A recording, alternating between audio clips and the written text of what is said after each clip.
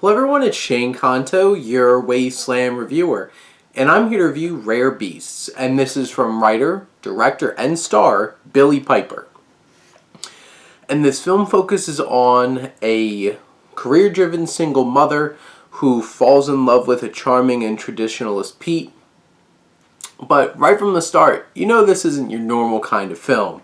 And this is a very bold and ambitious kind of art house film from Piper, trying to take what seems to be some pretty standard rom-com affair and putting a bit of a twist on it. And you have in this film, right off the bat, some very vulgar and in-your-face and unexpected conversation between Mandy, our main character, and Pete, this man who she's falling for, played by Leo Bill.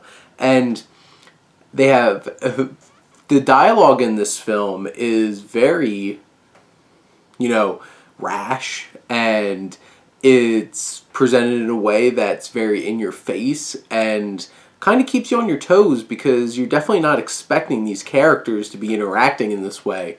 And not only is it for shock value too, but it's laying out conflicts and setting up things that will build throughout the film because, Mandy here is at odds with Pete in terms of exactly what they want because Mandy is this career-driven person. Bill's this very traditionalist religious man, even though very not religious sounding in many ways.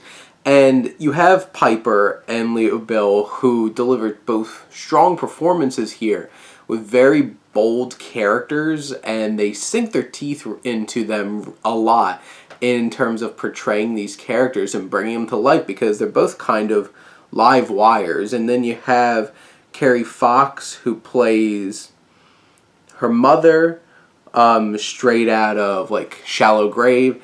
And then you have Thewlis, who plays her father, who brings a very unique screen presence into whatever film that he's in, and definitely true about this film as well in this role.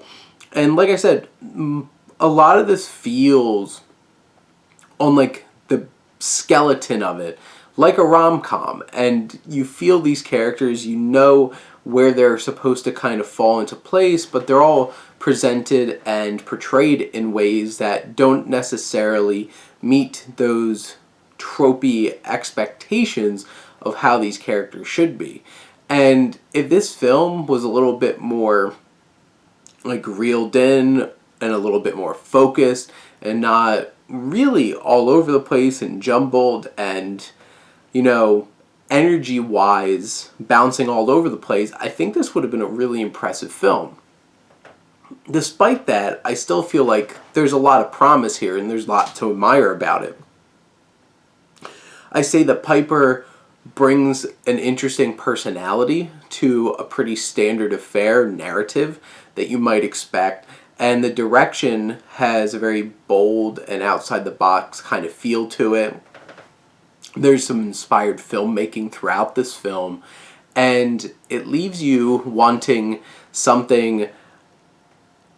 It leaves you wanting, this could have been something great if it had just been, polished up a little bit. But as we get it, as Rare Beasts is given to us, this is still a pretty ambitious and interesting and well-done film that, highlights some strong performances, some bold storytelling, and something that's pretty memorable. So, in all, it hits at certain levels, and I think gives audiences enough to take away from it after finishing this modest, hour-and-a-half runtime of a film. This anti-rom-com, as IMDb would put it.